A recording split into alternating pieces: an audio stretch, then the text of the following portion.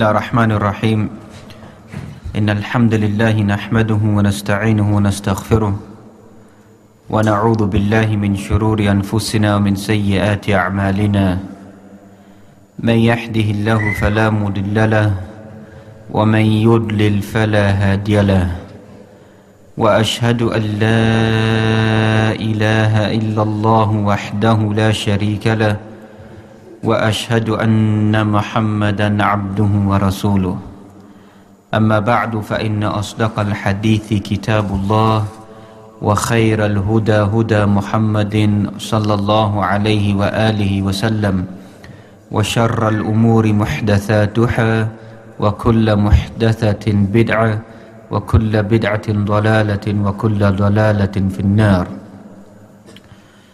After praising Allah subhanahu wa ta'ala and sending immense greetings and salutations upon the final Prophet Muhammad sallallahu alayhi wa alihi wasallam, we find that the human being has been created with that which is known as shu'ur, with feelings. There are various feelings which have been placed inside the human body. At times we find immense sadness, at times we find immense happiness. And some of these feelings are beyond our control. That certain things could begin to take place upon the individual and they cannot control themselves. That does not mean that they lose total focus upon the things that they have to do or they have to carry out. Because many average individuals in their immense happiness do many silly things, and many individuals in their immense anger, their rage or being upset also do silly things. We find from the Sunnah of the Prophet Muhammad that he was given that ability that whether in a state of immense happiness or sadness, nothing came out of his blessed mouth except for revelation. وَمَا يَنْطِقُ عَنِ الْهَوَىٰ إِنْ هُوَ إِلَّا وَحْيٌ يُوحَىٰ. Everything he utters is nothing but divine revelation. So thus we find that when the companions posed that question, that should we write everything that comes out, disseminates from your blessed mouth, whether you're angry, etc. He said, yes, everything that comes out of my mouth is nothing but revelation from Allah subhanahu wa ta'ala. Obviously, whatever comes out from our mouths is far, far away. But if a person begins to follow that methodology in trying to control themselves, and to develop those fine characteristics, maybe glimpses of that may be developed within the individual. And the reason why I mention this inside the introduction is because the title itself is something ambiguous, it's not something very clear. Can we instill love within our children?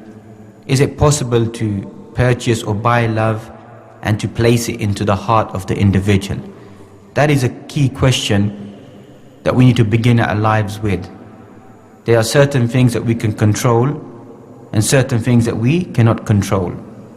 So the answer is partially true that at times we can instill love, and at times we don't have that ability to instill the love within the individual. And we find that love is of various forms. Thus you find the ulama talk about the concept of the heart of the human being has various elements of love. Those various forms of love, they don't contradict one another. As Qadi Iyad, Fudayl ibn Iyad mentions that you find hub lil khaliq, love for the Creator, for Allah subhanahu wa ta'ala, is an immense form of love. Likewise you find after that love towards the Prophet Muhammad sallallahu alaihi wasallam is a different form of love. Love towards one's parents, towards one's family members, towards one's children, etc., one's wife. It's all different elements of love. The heart is able to contain and to develop upon that. So the initial stage we need to understand about love towards our children and the people around us, that at times it could be an element whereby that love, there is no response of that love. For example, the Quran mentions about those individuals on an average basis, you find that many, unfortunately, non-Muslims, there's a difficult element inside their life. The Quran mentions, فَلَا تُعْجِبْكَ أَمْوَالُهُمْ وَلَا أَوْلَادُهُمْ. Don't let their wealth and their children startle you. Don't let that amaze you, the amount of children and the wealth that they possess upon this dunya. Because the wealth and the children for them, as the Quran mentions, a general characteristic. Doesn't mean that some of them will not rejoice with their children and the wealth, but the general perception is that these things have been given to them. إِنَّمَا يُرِيدُ اللَّهُ لِيُعَذِّبَهُم بِهَا فِي الْحَيَاةِ الدُّنْيَا وَتَزْهَقَ أَنفُسُهُمْ وَهُمْ كَافِرُونَ. Indeed, Allah subhanahu wa ta'ala gives them these things of the dunya, لِيُعَذِّبَهُم بِهَا فِي الْحَيَاةِ الدُّنْيَا, that the wealth and the children become a punishment, a chastisement for them in this world. وَتَزْهَقَ أَنفُسُهُمْ, we take out their souls, وَهُمْ كَافِرُونَ, they are in a state of disbelief. This is something for an individual to ponder upon, that children and wealth, as the Quran mentions, can become for the individual إِنَّمَا أَمْوَالُكُمْ وَأَوْلَادُكُمْ فِتْنَةٌ وَاللَّهُ عِنْدَهُ أَجْرٌ عَظِيمٌ. Indeed, your children and your wealth become a fitna for you.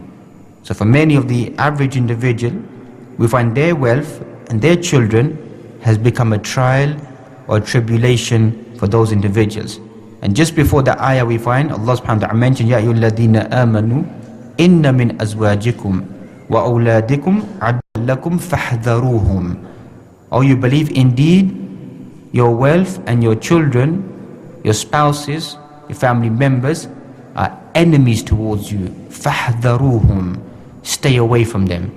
Now here we understand from this ayah inside the Quran, إِنَّ مِنْ أَزْوَاجِكُمْ, min, from, بمعنى in the Arabic language, تبعيدية, بعض, doesn't mean all of your children, doesn't mean all of your family members, all of your wealth. Some may translate it min, from, no, بعض, some. At times your wealth and your children could become an element of a trial or tribulation upon the believer. If we go back to the previous verse, in verse number 15, the answer is given. What is the Muslim parent's role? What is the Muslim's role upon this earth? فَاتَّقُوا اللَّهَ مَا اسْتَطَعْتُمْ. Fear Allah subhanahu wa ta'ala as much as you can. That's the key element. And we begin to understand that this ayah in the Quran has also become a principle in usul al-fiqh, that the person carries out the actions which they have the ability to do so and fear Allah subhanahu wa ta'ala as much as they can. Unfortunately, for some of us, that love becomes a spoiled love. The love that we have towards our children, it may begin to taint our perception of what we want to gain from them. Once again, the Quran touches upon this as well. يَا أَيُّهَا الَّذِينَ آمَنُوا لَا تُلْهِكُمْ أَمْوَالُكُمْ وَلَا أَوْلَادُكُمْ عَنْ ذِكْرِ اللَّهِ وَمَنْ يَفْعَلْ ذَلِكَ فَأُولَٰئِكَ هُمُ الْخَاسِرُونَ. Or you believe, don't let your wealth and your children become a distraction for you, distract you away from the dhikr of Allah. Indeed, those individuals who let their wealth and their children distract them away from Allah subhanahu wa ta'ala, فَأُولَٰئِكَ هُمُ الْخَاسِرُونَ. Those are the losing individuals. So Muslim is wary that our wealth and our children don't take us away from the path of Allah subhanahu wa ta'ala, because we know once again that emotional feeling of love, that some parents will try to give everything to their children, even if it means to open up to the world of muharramat, of haram things. There's many parents, we discuss with them, they say living inside this environment, there's no harm in giving them access to certain things, or giving them the ability, the rationale to choose and to make a choice what's halal, what's haram. So if they indulge in doing something haram, then they will discover themselves what is the right thing to do. This is a dangerous perception, because a child doesn't have the ability like an adult or a person who's got tajriba, experience of their life. So this is a weak element for a parent to think, I allow my child to have something which may be impermissible or haram, or let them experiment and eventually find that which is the right thing to do. So we as Muslim parents should be vigilant about trying to open up the doors of letting our children to experiment with certain things, and then they themselves discover that which is right or that which is wrong. Likewise, we find that these distractions the Quran mentions, 8 categories of individuals we mentioned in Surah At-Tawbah, that if we begin to love them to such a degree and they begin to distract us away from Allah subhanahu wa ta'ala and His Messenger. قُلْ إِن كَانَ آبَاؤُكُمْ وَأَبْنَاؤُكُمْ. Say, indeed, if your parents and your children and your family members, your wealth, your dwellings, your property. All of this, أَحَبَّ إِلَيْكُم مِّنَ اللَّهِ وَرَسُولِهِ وَجِهَادٍ فِي سَبِيلِهِ فَتَرَبَّصُوا حَتَّى يَأْتِيَ اللَّهُ بِأَمْرِهِ. Wait, and if you feel that these categories, these 8 categories, are more beloved to you than Allah and His Messenger, and striving and struggling inside His path, then wait until the commandment of Allah subhanahu wa ta'ala comes. Indeed, Allah subhanahu wa ta'ala does not guide the rebellious individuals. So this is a warning for the Muslim, that our emotional feeling is on a balance of understanding that the context of what we follow inside our life is following the Quran and Sunnah of the Prophet Muhammad sallallahu alaihi wasallam. The Muslim parent begins to understand, إِنَّكَ لَا تَحْدِي مَنْ أَحْبَبْتَ وَلَكِنَّ اللَّهَ يَهْدِي مَنْ يَشَاءُ. You cannot guide any whom you love. Indeed, it is only Allah subhanahu wa ta'ala, the one that guides. لَيْسَ عَلَيْكَ هُدَاهُمْ وَلَكِنَّ اللَّهَ يَهْدِي مَنْ يَشَاءُ. It's not upon you to guide. Indeed, Allah subhanahu wa ta'ala guides whomever He wants. So we should be wary, because many of our parents, when we work with them, they think that every time we teach them that they should become the pious individuals, the rightly guided individuals, or excelling to such a degree that we find. It may be, unfortunately, not possibly true that every single child will respond in a responsive manner. And that's the Quran once again documents upon this. You find the whole story, the theme of Nuh alayhi salam, whereby the Quran documents the story of Nuh alayhi salam, whereby his son does not believe. وَنَادَى نُوحُ رَبَّهُ فَقَالَ رَبِّي إِنَّ ابْنِي مِنْ أَهْلِي وَإِنَّ وَعْدَكَ الْحَقِّ. Indeed, Nuh alayhi salam, he called out to his Lord, "O my Lord, indeed my son is from my lineage, he is from my genealogy, and indeed your promise is true, that you should rescue him alongside with myself. وَأَنْتَ أَحْكَمُ الْحَاكِمِينَ. Indeed you are the best of judges." What was the response given? That's documented inside the Quran. قَالَ يَا نُوحُ إِنَّهُ لَيْسَ مِنْ أَهْلِكَ إِنَّهُ عَمَلٌ غَيْرُ صَالِحٍ. A new terminology is given inside the Quran. The word normal meaning of ahl is your blood relationship. People are related to you. But the Quran says, إِنَّهُ لَيْسَ مِنْ أَهْلِكَ. This son of yours is no longer your family member. إِنَّهُ عَمَلٌ غَيْرُ صَالِحٍ. His actions are null and void. Impious actions. No longer call him your son. So this is a prophet of Allah, Nuh alayhi salam, as we find, who is the first messenger. His son refuses to listen to him, to believe. And likewise, even the opposite is mentioned. Ibrahim alayhi salam is the believing son, and his father is what? Is a disbeliever. The lessons that we learn from this, the guidance is not in the hand or the control of the human being. If this happened to the Anbiya, then what will happen to the average individual? But we can take extracts from this to begin to strengthen and to work towards encouraging or nourishing or trying to teach our parents and the children around us. Likewise, you find Luqman, the 31st chapter of the Quran, the most of this surah is all talking about tarbiyah. If you want to go back and learn tarbiyatul awlad fil Islam, how to bring up your children, nurture your children, how to deal with them, you find it documented inside Surah Luqman. Likewise, Surah Al-Hujurat, the 49th chapter of the Quran, these 18 ayat inside Surah Al-Hujurat, because many people, they always want to know, how do you develop an Islamic society? What policies or what do you need to do? Ulama have mentioned these 18 ayat inside Surah Al-Hujurat, the 49th chapter of the Quran. If we can implement and live by these 18 ayat, we will once again create the Islamic identity and the Islamic environment once again. So Luqman, speaking to his son, Ya Bunayya, speaking, admonishing his son, وَإِذْ قَالَ لُقْمَانُ لِابْنِهِ وَهُوَ يَعِظُهُ يَا بُنَيَّ لَا تُشْرِكْ بِاللَّهِ إِنَّ الشِّرْكَ لَظُلْمٌ عَظِيمٌ. Luqman speaking to his son, giving him admonition, giving him advice. "Oh my son, don't commit shirk with Allah subhanahu wa ta'ala." If you read through the rest of the ayat, you find some excellent piece of advice which he is giving to his son. But we can begin to extract what we need to begin to teach our children inside their life. The ayat that he begins to mention was mentioned in the Quran, Ya Bunayya aqimis salah. "Oh my son, begin to establish the prayer." So after belief in Allah subhanahu wa ta'ala, the first lesson that needs to be instilled within the child is the establishment of the prayer. وَأْمُرْ بِالْمَعْرُوفِ وَانْهَى عَنِ الْمُنْكَرِ. Order the good and forbid the evil. وَاصْبِرْ عَلَى مَا أَصَابَكَ Have patience upon whatever calamities befall or come upon you. Inna dhalika min azmil umur. Indeed, that is from the lofty devotion or lofty commitment of the individual. Whoever establishes their prayer, believes in Allah subhanahu wa ta'ala, orders the good and forbids the evil, has patience upon the difficulties that come or befall upon the individual. Then comes the characteristics, because some of our children, they may learn these characteristics, but when it comes to the finer characteristics of behavior, of adab that we find, we haven't taught them these characteristics. Luqman, he teaches his son, he mentions him, وَلَا تُسَعِّرْ النَّاسِ. Don't stretch out your neck. Sa'ir, that you find ulama mention, lugha, is a disease in the neck of the camel. Don't be stubborn, don't be arrogant towards the people around you. وَلَا تَمْشِ فِي الْأَرْضِ مَرَحًا. Don't walk upon the earth in a state of pride, in a state of arrogance. So here you find teaching his son, don't be arrogant towards the people around you. Don't think you're something special above them. And likewise, don't walk upon the earth in a state of arrogance and pride. Inna Allah la yuhibbu kulla mukhtalin fakhur. Indeed, Allah subhanahu wa ta'ala does not like any rebellious, boastful individual. Waqsid fi mashika. When you walk upon the earth, walk in a state of tranquility and peace and contentment. Waghdud min sawtika. And be humble, lower your voice in your speech. When you speak to one another, lower your voice. Because indeed we find in the ankar al-aswati la sawtul hamir.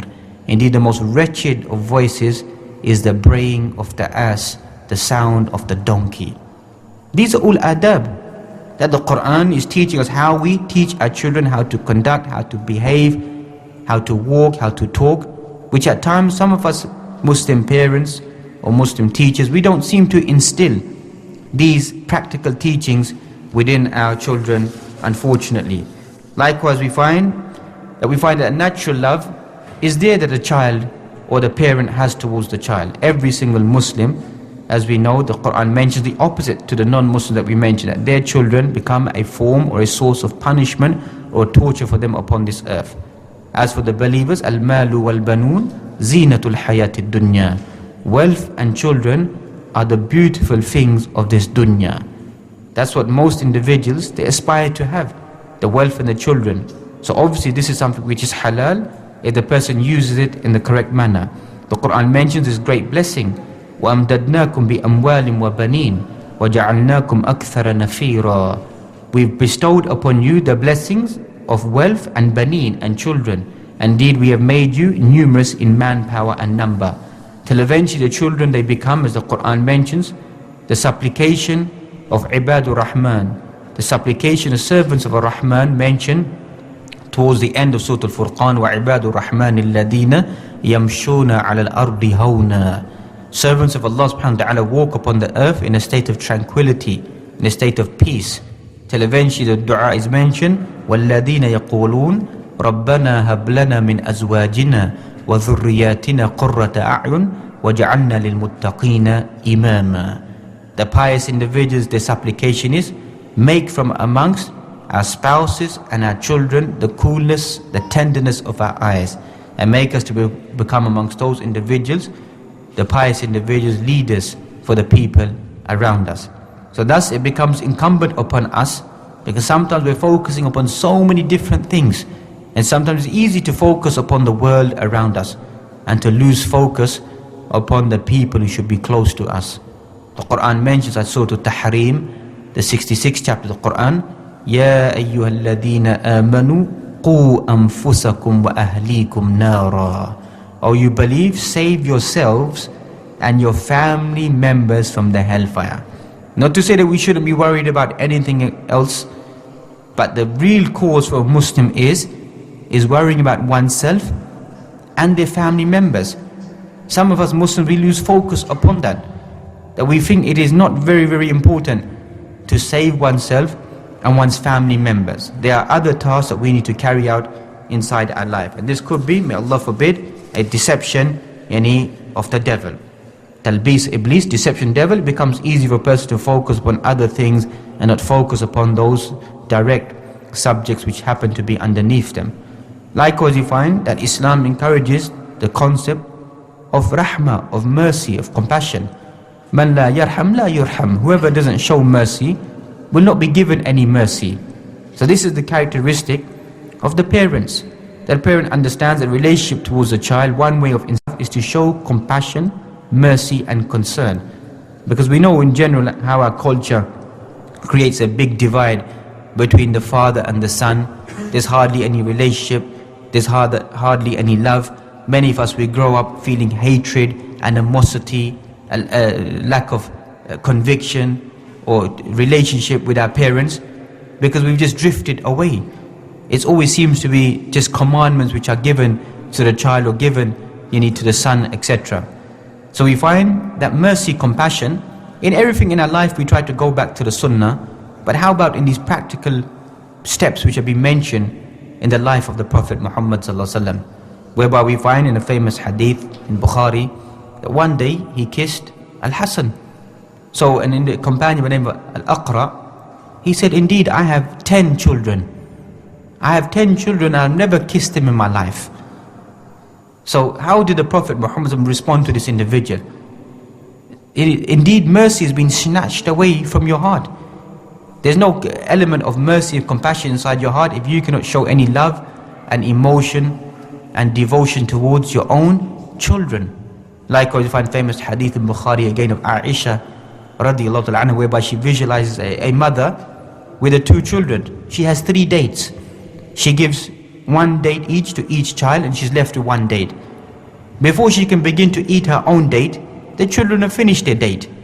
So what does she do? She breaks her own date in half and gives a half to each of the 2 children again. That's mercy, that's compassion, that's love, that's feeling that we as parents need to develop once again towards our children, via the practical implementation of the sunnah and the life of the Prophet Muhammad sallallahu alaihi wasallam. There are certain elements that we need to begin to train or work with our children to begin to develop, to create that love, to create that commitment. Obviously some of them we're quite clear about what we need to do inside our lives. Amongst the commitments we find is Rabtul I'tiqadi, is the link of belief. That we find Mas'uliyatu Tarbiyah al-Imaniyah, to nurture our children upon the right Iman. To this day, many of us have come to the Western world, living in the 21st century.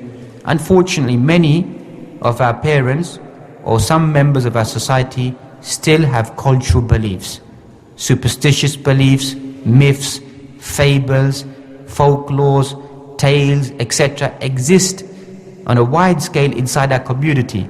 If you want to change the vision of the future, as they say, then you need to go back to the grassroots and begin by instilling the right orthodox beliefs within our children. How many of our parents grew up inside this community and we compromised? Some of us very rarely expressed our faith or expressed our concerns. We need to teach our children the right creed, the right belief, the love of Iman. Teach that within them, that there is, if you want to be somebody special, you need to hold fast to this creed and to this belief. With this comes along Arabtul Ruhi, the spiritual needs of creating an atmosphere for our children.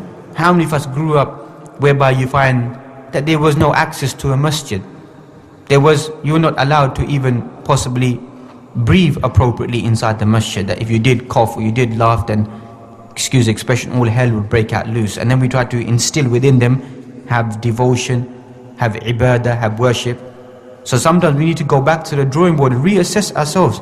That what are we actually creating? After 30, 40 years, we can see. And it may sound very strange. There are some children inside our society who don't ever want to step foot back into a masjid. Think about that. That's something very serious for us to think about. Children that have been taught previously, when they grow up, never ever want to return back to the masjid. I've taught adults basic how to read the Quran, who said that once they learned the Quran, they couldn't be bothered to read the Quran ever again in their life. That literally some of them may even been tortured in the masjid. And that made them never ever back to the house of Allah subhanahu wa ta'ala ever again and ever pick up the Quran. To whom does that blame return? Or maybe some of us parents that we've beaten our children black and blue in reading the Quran or doing certain actions. And the long-term detrimental effect is psychologically disturb these individuals. Who will pick up those pieces for that? So we have to begin to go back and work on ways of developing ibadah, relationship with the Quran, relationship with dhikr of Allah subhanahu wa ta'ala, with nawafil, create with them and help them to instill the fear of Allah subhanahu wa ta'ala, that Allah subhanahu wa ta'ala is watching over them, vigilant over them. How are all these elements going to take place?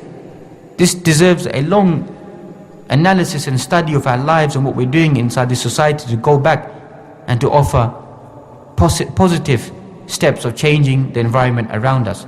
The third thing, that we find, Rabtul Fikri, is the link of our thought, our perception, that many of the average Muslim just sees Islam as a cultural practice, cultural way of life. We have to instill within our children the thought, the perception that Islam was for the past, the present, and the future. Read through our history of who we were, what we became, and what we are today. That's all part of creating the personality of the individual. So many of our young individuals, they just know certain elements of us being Muslims. As for the global impact of Islam, or the message of Islam that we find, many of them are aloof, far away from that. Nobody ever teaches them the real history, the background, the contribution of Muslims upon the society and the wider world around us. So they all just think it's just textbook. There's no real Islam. There's no empire of Islam. There never was. Maybe some of us are not skilled enough to teach them about the history of Islam and the impact of Islam, what existed before. The fourth Rabb, the fourth link that we need to develop in our lives is Rabtul Ijtima'i, the social link inside a society. Some of our students, some of our children are not able to engage inside society. Some of them even graduated from Islamic institutes. When they come out into society, cannot even construct a single appropriate sentence in the English language. Something to think about. We're living inside this environment. We're not able to engage inside the society. The years of study, the years of practice, what is the benefit? Or we begin to ridicule one another, not able to tolerate one another, not able to speak with one another, not able to live with one another. The Quran teaches us, إِنَّمَا الْمُؤْمِنُونَ إِخْوَةٌ. Indeed, believers towards one another are brethren. So the concept of living as a social creature, which is an element of the human being, to be able to engage with one another. Likewise, when the Quran tells us, إِنَّ أَكْرَمَكُمْ عِنْدَ اللَّهِ أَتْقَاكُمْ. The most noble of you in front of Allah subhanahu wa ta'ala are whom? The pious individuals. That's where nobility and rank belongs.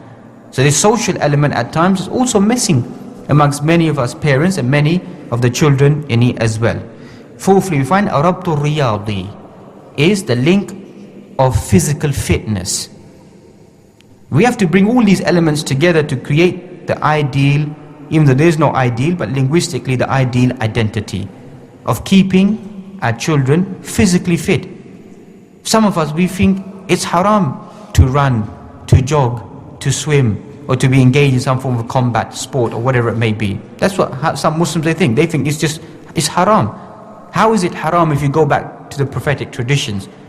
To swim, to run, to race, to wrestle, to learn how to throw an arrow, to throw a spear, etc., to ride a horse. These are all prophetic traditions which hardly exist inside our society. Even as been prophesied in the hadith of Bukhari, from amongst the minor signs of the day of judgment will be what? Obesity.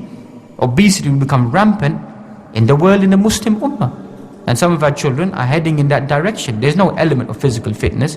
The completion of a human being is completion of all these five elements. Your faith, your creed, your character, your behavior, your spirituality, and your ability to keep yourself in a wholesome physical fitness. The Quran mentions وَعِدُّ لَهُ اسْتَطَعْتُم مِّن قُوَّةٍ. Prepare for them all elements of warfare. What does that mean? All elements. Quwwa. Quwwa doesn't just mean certain elements that we think. It means socially, it means financially, it means mentally, it means physically, it means spiritually. It means everything the human being is strengthening themselves. So we have to create those avenues. If not, what happens to many of our children? One way that you find they begin to go away is these physical activities. That they begin to look up to those individuals as their role models, as people who may be any cool individuals or good individuals. They can relate to them because we are not creating that avenue or that feeling inside the masjid or the community. We have many masajid, we need to go to a different dimension. That the masjid needs to be a social element whereby people can come and contain their faith and to enjoy themselves in a good halal manner without turning to the alternatives, the haram alternatives that we find around us. Likewise, we find it is a combination and implementation of all these elements that will bring the individual to become the complete Islamic unique personality inside this society, which unfortunately many of us Muslims are not carrying out inside our lives, even though we have many facilities that alhamdulillah Allah has blessed us with, especially living inside the West. Also, we find many of us, we want to leave the task to other individuals. An average parent always, in general, wants to pay someone else to become their tutor, to become their teacher, to become their friend, to become whatever it may be. Yes, there's certain things you may need to pay, but as we began with, money can't buy love. Money can't buy relationship. Money can't buy understanding. Money can't buy affection. So these are things that many of our parents or the parents around us are missing. They think it's just quite simply just do this and this will resolve the problem. Love has to be shown, love has to be gained. Love cannot be something which is purchased. So we need to change our approach. As the Quran mentions, إِنَّ اللَّهَ لَا يُغَيِّرُ مَا بِقَوْمٍ حَتَّى يُغَيِّرُوا مَا بِأَنفُسِهِمْ. Allah will never change a condition of a people until they don't change their own condition. So just like we change everything about our lives, when we came to this community, some of us may have had corrupt aqa'id, corrupt beliefs, corrupt practices, corrupt lifestyle, whatever, we change it. Just like we change in everything in those things, we need to change in our approach towards our children and the people around us. Not everything in the Western world is haram or forbidden or something should be looked down upon. Al-hikmah dalatul mu'min. Wisdom is the lost property of the believer. Even though this is not a hadith, many ulama reject it as being a hadith. It's only a wise, a good statement, or going back to possibly to one of the companions. So wisdom is the lost property of the believer. And whenever the believer finds it, has the most right to take that property back. That's what a Muslim is. The Muslim is always searching of avenues of wisdom, of gaining and collecting that wisdom and taking it back into their own life. Likewise, you find the use of language. If you read through some of the books of non-Muslims, of pedagogy, of raising children, of nurturing, of family, of environment, you find some strange things inside there. Our life just becomes, we don't use imagination or humor or patience and playfulness. These are all prophetic actions. We find our life becomes commanding, al-amr, al-zajr, warning, al-nahi, any prohibition, telling off. That's how we interact with our children at times. You just tell them off. Rather than telling them, there's other ways of saying, of trying to change the atmosphere, changing the avenue, changing their thought, to distract them. How many times have we as parents ever sat down and spoken to our children, had as they say, a one-to-one discussion, what they like, what they dislike, maybe something's on their mind, emotional feelings that we find a child is growing up, going through adolescence, going through puberty. What do many parents do? Just badani shaitan or the andar aa gaya, do you understand? Devils come inside them, look at the way they're behaving, that's it. That's our thought, isn't it? Don't seem to understand there's pressures that the person is going through in their life, the peer pressure of the whole community around them, their friends around them, their bodily change. So they will go and speak to whom? Speak to a non-Muslim, speak to someone else, confine in them, discuss with them. No, they should be coming whom directly? To the mother, coming to the father. Doesn't mean that there's be a total free relationship, that they're able to discuss whatever or whatever it may be, but there's an element of trust that's been built, that the child feels safe to return back to the father and the mother to be able to speak with them. Likewise, you find some of our parents, unfortunately, we are contradictory in our words and our practice. We're very vigilant of trying to send them to an Islamic environment, to Islamic school and whatever it may be, but sometimes in our own home, in our own words and our own practice, we don't live up to that. And children are very smart, are very quick to see discrepancies. And some of them will even say bluntly, you tell us to do this, you don't do it yourself. You tell me to read the Quran, I never see you read the Quran in your life. You tell me to do qiyam or read extra prayers, I don't see you doing it. I don't see you making dhikr. You tell me not to lie, but on the phone you're lying all day long. You tell me not to swear, you're swearing yourself. You tell me not to cheat, you're cheating in your business. So this contradictory behavior, and it sounds strange, but it is true.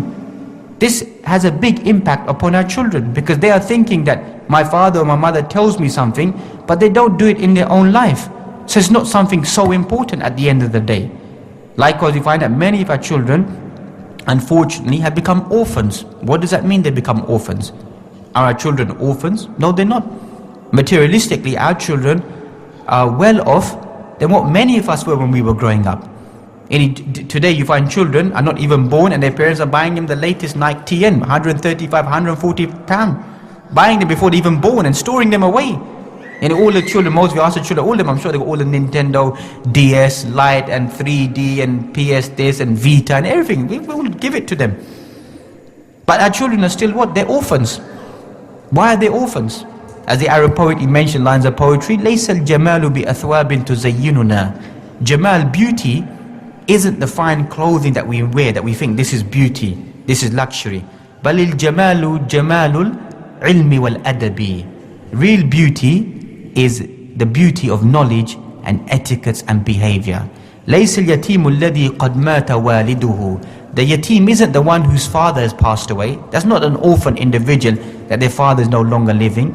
بَلِ الْيَتِيمُ الْعِلْمِ وَالْأَدَبِ. The yatim child, the orphan child, is the one who has no adab and has no ilm. That's what you call an orphan in the world of upbringing of children. Has no one to nurture and to teach them. And many of our children, unfortunately, have become orphans in that respect, in terms of their knowledge and in terms of their etiquette and their behavior. The Quran tells us, وَأَنذِرْ عَشِيرَتَكَ الْأَقْرَبِينَ. Warn whom? The close family members towards you. That is the role that we need to begin to instill within ourselves. That will create the Islamic society once again. كُلُّكُمْ رَاعٍ وَكُلُّكُمْ مَسْئُولٌ عَنْ رَعِيَّتِهِ. All of you are a shepherd. All of us. It comes a stage in our life, if Allah destined that we get married, we have children, we come to that level whereby we become responsible. Who are we responsible for? Each one of us is responsible for our flock. The flock which is underneath us. And each one of us will be asked about that. That's what we need to go back and program once again within our parents. If we want to create that love within our children, is show the element of responsibility. Don't show what our parents, and they had a justified excuse. They had a difficult life. They came here with hardly any money, with difficulties. So they had to work possibly many shifts, many hours, many days. But many of us are living a good life. But yet still we're being negligent towards our children in showing love and devotion you need towards them. And this struggle is a struggle a person needs to persevere. Not lose hope and focus. Just like in the dunya, we don't lose hope and focus, we persevere with the challenges, we continue what we're doing. Likewise, in these challenges, instilling this love and this relationship towards our children, a person needs to persevere. وَمَا كَانَ اللَّهُ لِيُضِيعَ إِيمَانَكُمْ. Allah subhanahu wa ta'ala will never let the iman of an individual go to waste. So if you have that feeling in your heart, in your mind, your children, Allah subhanahu wa ta'ala will never let that go to waste. Yes, there may be, as we began with, some children who may begin to go astray, etc. But we find a parable is given inside the Quran, that a good land will give out a good plantation, will give out good fruit, good vegetation. A corrupt land, a corrupt soil, will only give out that which is rotten, that which is the weeds that we find around us. So we need to go back in instilling the appropriate land, sincere effort and struggle. There's various types of jihad that we find. One of the most ultimate levels of jihad living inside this country is what? Is bringing up our children. It's not a week struggle or a month struggle, it is a daily struggle. Every single day, a good parent is struggling throughout the day, throughout the night, in trying to be vigilant, in trying to give their children the right nourishment, the right treatment, the right environment inside their lives. And thus we find that Allah subhanahu wa ta'ala will not let that effort or that struggle go to waste. As that ayah inside the Quran that we find, رَبَّنَا هَبْ لَنَا مِنْ أَزْوَاجِنَا وَذُرِّيَّاتِنَا قُرَّةَ أَعْيُنٍ وَجَعَلْنَا لِلْمُتَّقِينَ إِمَامًا. Our Lord, make amongst our children and our spouses that which will be the coolness of our eyes. Ulama tafasir mentioned the coolness of the eyes doesn't necessarily mean inside the akhirah, in the hereafter. It also means inside this dunya. You see your children upon righteousness, upon good actions, of good etiquettes, good behavior. that makes the parent feel, rejoices them. It makes them happy, makes them content. Unfortunately, some of our parents, they only want to see what? They want to see the success of the dunya of the children. That's how some of us have been programmed, that we boast about their degrees, we boast about their careers, we boast about their money. I'm not saying we shouldn't boast about that, but we've taken it to such a precedence. That's all that we care about. All our discussion becomes that my son has a degree, my daughter has a degree, he's this, he's that, she's this, she's that. But what about their character? What about their behavior? What about their iman? What about their spirituality? Does it exist? On average, Allah knows best, it doesn't exist inside our community. Thus we have to go back and reprogram ourselves. We want the good in this dunya is via our children. We want the good inside the akhirah is via our children as well. Thus you find the son of Adam, if he dies, everything comes to a standstill except for three. Amongst those three things that will benefit every single one of us will be a righteous son or a righteous daughter, a righteous child that prays for one's parents. That's the real success. That imagine each one of us, we leave this dunya. All of us are going to leave. And who will pray for us? Who will give that benefit to us when we've left this dunya? Will be the righteous children. So we exert our efforts to take the love and the feelings that we have for our children to begin to project that love in positive steps in trying to help them to change and to nourish them. Then Allah subhanahu wa ta'ala remove or change those negative elements that we have inside our society to make it to become something positive and wholesome. So may Allah subhanahu wa ta'ala give us all the tawfiq and ability to become good teachers, good practitioners, good parents, firstly towards our own children, that we become the role model for them. And our role modeling is only based upon whom? The best teacher, none other being the Prophet Muhammad sallallahu alaihi wasallam. لَقَدْ كَانَ لَكُمْ فِي رَسُولِ اللَّهِ أُسْوَةٌ حَسَنَةٌ.